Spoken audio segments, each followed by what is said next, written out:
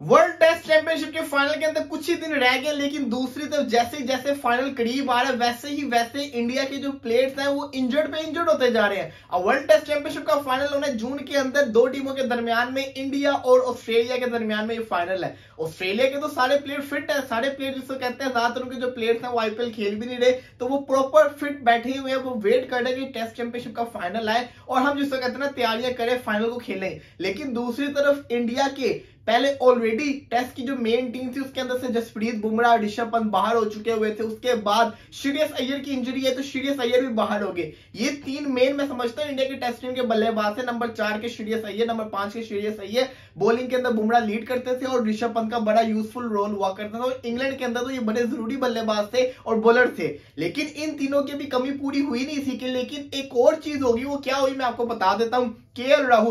KL Rahul against RCB match के दौरान के अंदर उनको थाई इंजरी होगी, ऐसी खतरनाक इंजरी हुई कि उनसे भागा भी नहीं जा रहा था, उनसे भागा ही नहीं जा रहा था। इससे आप अंदाजा लगा लें कि अब उनका जिसको कहते हैं ना वर्ल्ड टेस्ट चैंपियनशिप का फाइनल खेलना डाउटफुल हो चुका हुआ है, उनका वर्ल्ड टेस्ट चैंपियनशिप का फाइनल खेलना। ये कोई कमी चीज नहीं थी। इसी के साथ साथ एक और चीज आ गई है, वो क्या आई है मैं आपको बता देता हूं। जयदेव उनक्का जो कि इनके बॉलर थे, जो इन्होंने रिप्लेसमेंट के ऊपर लाए थे, टेस्ट स्क्वाड का उनको हिस्सा भी बनाया है, वो भी डाउटफुल हो गया है। वो भी फाइनल खेलेंगे या नहीं खेलेंगे उनका कंफर्म नहीं है। आईपीएल से तो वो बाहर हो चुके हुए हैं, लेकिन वर्ल्ड टेस्ट चैंपियनशिप का फाइनल खेलेंगे या नहीं खेलेंगे ये बहुत बड़ा सवाल है। केएल राहुल ऑलरेडी आईपीएल से बाहर हो चुके हुए, केएल राहुल पे ज्यादा रिस्क नहीं लिया जा रहा है। ये मैं समझता हूँ लखनऊ सुपर जायंट के लिए बड़ा नुकसान की बात है, क्योंकि उनके कैप्टन भी थे।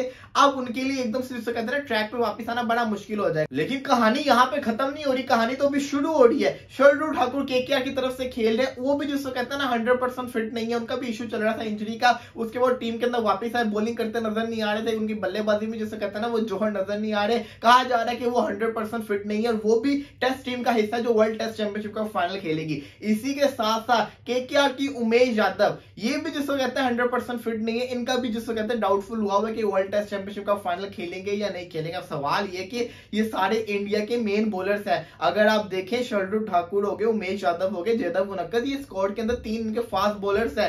खाली सिराज और शामी क्या कर लेंगे? और जिस तरह से शामी बॉलिंग कर रहे हैं, लगातार किस्म की बॉलिंग, अच्छी बॉलिंग कर रहा है, हर मैच में अच्छी बॉलिंग कर रहा है। अगर इस महीने आईपीएल के अंदर शामी भी इंजर्ड हो गए, अल्लाह ना करे ऐसा हो, लेकिन अगर हो गए तो इंडिया की तो बॉलिंग खत्म हो जाएगी। इंडिया के पास तो फिर बॉलर ही नहीं बचेगा, इंडिया के पास कोई बॉलर बचेगा नहीं कि वर्ल्ड टेस्ट चैंपियनशिप के अंदर फाइट कर सके। अकेला सिराज क्या करेगा? तो इंडिया को मैं समझता हूं चाहिए कि भाई इनके ऊपर ध्यान दे, इनको ज्यादा मैचेस ना खिलाए। हर मैच ये लोग खेल रहे हैं, सिराज भी हर मैच खेल रहे हैं, शामी भी हर मैच खेल रहे हैं। अगर इन दोनों में से कोई एक भी और इंजर्ड हो गया ना, तो वर्ल्ड टेस्ट चैंपियनशिप फिर ऑस्ट्रेलिया फेवरेट है। अभी तक जहां तक अगर हम देखें ना, जितने इंडिया के प्लेयर अनफिट हो चुके हैं, केएल राहुल के बाहर होने से, श्रेयस अय्यर के बाहर होने से, इसी के साथ साथ शार्दुल ठाकुर के डाउटफुल होने से, उमेश यादव के डाउटफुल होने से, मैं समझता हूं कि ऑलरेडी तो इंडिया कमजोर था ही था, बुमराह और उसके बगैर, ऋषभ पंत के बगैर। लेकिन अब इन प्लेयर के होने से इंडिया और कमजोर हो गया वर्ल्ड टेस्ट चैंपियनशिप के फाइनल के अंदर, क्योंकि ऑस्ट्रेलिया की जो टीम है वो इंडिया के अंदर आपने देखी थी टीम, लेकिन वो इंग्लैंड के अंदर अलग फॉर्म में नजर आएगी। यहाँ पे स्पिन ट्रैक से वहां पे दूसरे ट्रैक मिलेंगे, वहां पे जो कंडीशंस होंगी वो डिफरेंट होगी, तो वहां पे उनको सूट भी करेंगी। तो अगर आप ये सोच रहे हैं कि आप स्टिल जिसको कहते हैं फेवरेट है, तो ऐसा नहीं हो सकता। आपको अपने प्लेयर्स पे ध्यान देना पड़ना है,